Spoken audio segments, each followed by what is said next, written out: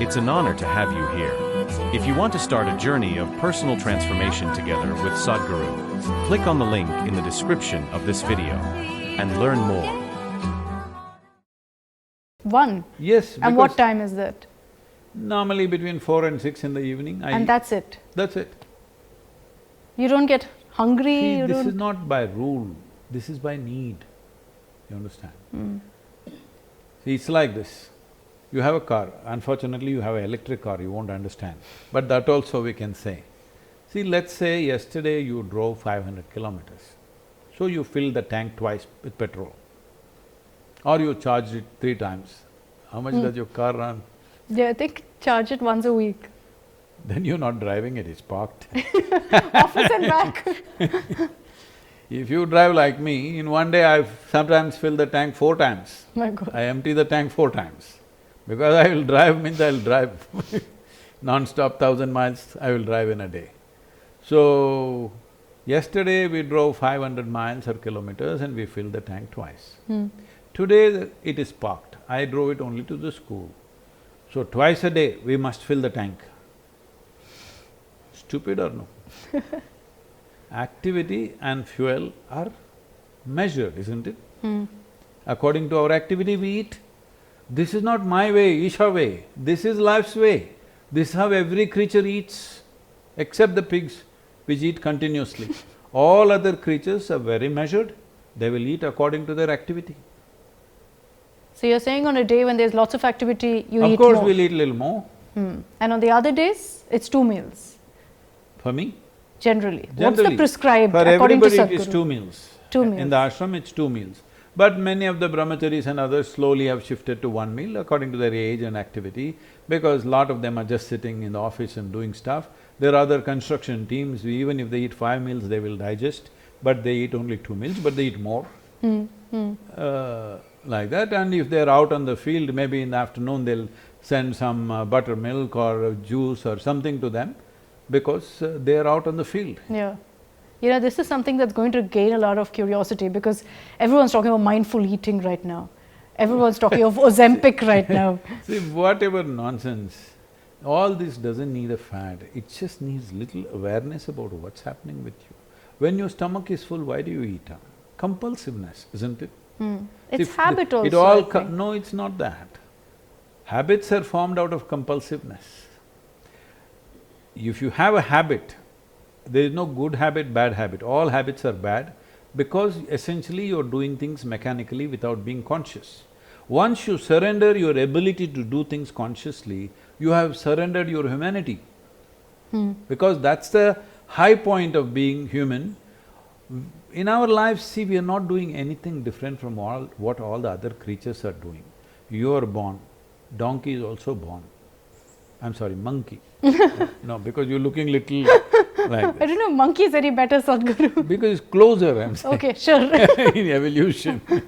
So other creatures are also born like you. You grow up, they also grow up. You eat, they eat. You sleep, they sleep. You reproduce, they reproduce. You die, they die. But they're not obsessed with how they look. That's all no, they are also. Oh, you should see the birds are not showing off, you've not seen. So, essentially the only thing is, you are not doing anything different from what they are doing, only thing is you can do it consciously. They do it instinctively. This is the fundamental difference that sets you apart from other creatures. If you surrender that doing things consciously, you step back in evolution. You know, just before we wrap this up, and I know I've taken a lot of your time today, Sadhguru, we started off the conversation with, you know, how you like to focus on individual growth, freedom and all of that. So I want to ask you, on all of the projects that you've worked on, whether it's Save Soil, Kaveri Calling, you've done also this mission of freeing Tamil Nadu temples. How do you pick these projects? What are passion projects for you? No passion for me. Is it environment driven? What is it? It is driven by what's most needed right now. What do you see right now is most needed? The most basic thing that's always needed in any given society is self-transformation. Because if human beings, individual human beings don't transform and rise, there is no way you can raise a society or a nation to any great height. If you create great human beings, you have a great nation. If you create lousy human beings, you have a lousy nation. It's not the other way around. Even in a lousy nation, there can be great human beings. But if you create enough great human beings, there will be a great nation, correct? Yeah. That's all the effort is always. In that, small things which have not been attended to by anybody, but which is falling apart, like soil, falling apart. Fortunately, in just 2 years, we changed the narrative on the planet. See, in the COP events, they're the main environmental events, there was no mention of soil in COP 26, which is 2022. Right now, soil is the main theme. We shifted the narrative from oil to soil, which is a massive change. Policies are changing in many nations. Some of them have just adopted the policy that we offered them as is. Some of them have taken it in parts. India also taking in parts, making lots of changes now. The budgets are going into soil aspects now for the first time. And we have set up things like Kaveri calling, which is significantly changed the soil. You can't change the river condition without changing the soil condition. See, people think these are all separate things. Yeah. They're all the same thing, it's about life. So temples, because temple is the fulcrum of this Sanatana Dharma. Temple is not a place of prayer. It is a place which is created with there's a certain scientific process to it, you consecrate in a certain way for a certain purpose. Did you sit in Dhyana Linga? Yes. You go there without any instruction, you will become meditative. Just sit there. Don't take cameras and all. Simply sit there. Not knowing anything, you will become meditative. We told you sit there only for 15 minutes, but you will sit there for an hour and come. It'll just naturally happen. Because that energy is like that, that's why it's called Dhyana Linga. Like this, there are many aspects. Do you go into the Devi temple? Yes. So you go there, I don't know how you went in, but many people come there not knowing anything, they just walk in, they burst into tears. Because the energy is like that there. The energy, yeah. So, this is a whole science of consecration. This is why so many varieties of deities. For different aspects of life, there are different deities. If your thing is about transformation and liberation, you go to Shiva temple. You're lacking love in your life, you go to Krishna temple. You lack peace in your life, you go to Rama temple. Like this they made because they were consecrated that way. And they created those personalities around that so that you can focus yourself that way. So this is a very scientific, development of a whole civilization as to how to enhance the human being. So if you give this up, if you destroy the temples, which is being done, because right now government clerks are doing puja. See, you can easily run a temple without a god. But you can't run a temple without a devotee. Devotee is the crux of a temple. But is there discrimination against devotees? That's the claim, that we need to control because there's discrimination. Arey, make a law, it cannot be discriminated. Hello? You make a law, no discrimination can happen, finish, no. You don't have to take it over. You've taken it over only for economic reasons. You think the funds are being misused? Use the properties. See, it is not even the British. When East India Company came, they took over the temples. It's a corporate. East India Company is a business house. They took the temples. Why do you think? Wealth, gold, diamonds. Even now you see Thiruvananthapuram temple, billions of dollars worth of gold. The Padmanabha Swami. Padmanabha Swami temple. You come from their part of you. So they were only interested in that. So you know how it came out of their hands? The British population, the Christian population protested, how can good Christians run pagan temples? So they gave it up. Can you believe this?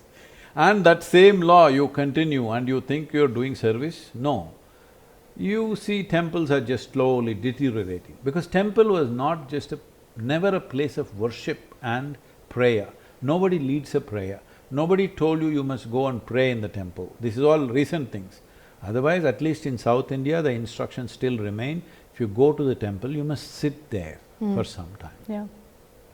because it's a certain energy place, you can charge yourself with a certain type of energy, specific to that deity.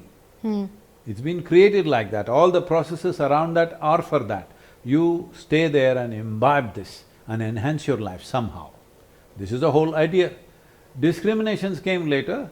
Government can pass a law, nobody can be discriminated, anybody can go into the temple, finish, no. About only this community should do puja, there is no such thing. Start a college, Agama college. Start a Agama university where anybody can enroll, train, if they qualified, they can go and do puja. How long does it take? In 5 years' time you can change the whole damn thing. For that you take the temples and ruin it. Over in Tamil Nadu alone, over 500,000 acres of temple land is there. Is it in the hands of the temple? No. You know what is the income? There are 500,000 acres of land and some 1.2 crore square feet of built area for the temples. The income is 123 crores in a few years ago what they announced. The income can be made 100 times more, all right? So right now, all these lands are occupied by all kinds of people, usually people with political connections.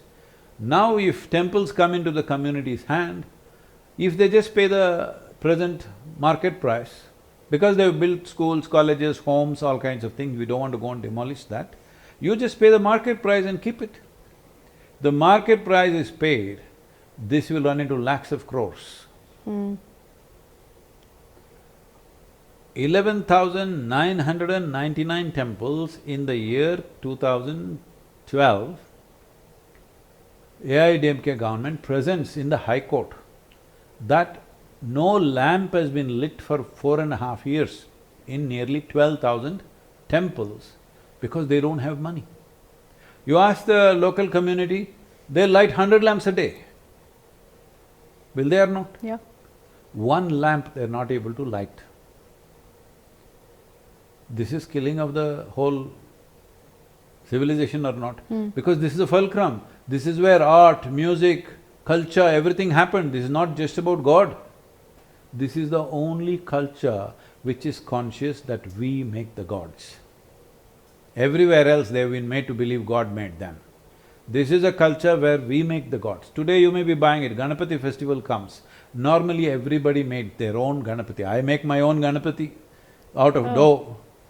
You make it, worship him like he's everything. After 3 days you go and drown him, dissolve him in the water.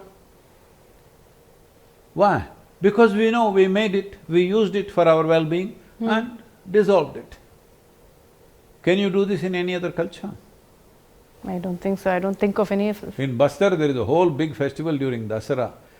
1 year they would have worshipped that goddess. At the end of 1 year, just before Dasara, they immerse. dissolve that and make a new goddess. Nowhere else is this possible. This is very important that you know you made all these things. You wrote the books, you wrote the scriptures, you made the gods, you created the heavens, everything. If it's not suitable for today's life, air condition the heaven a little bit.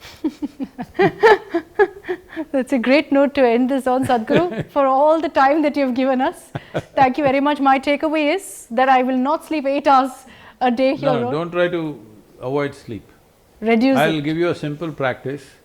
Slowly sleep will reduce because you're more energetic. You didn't go to the gas station, not because you don't want to go, because you still have gas.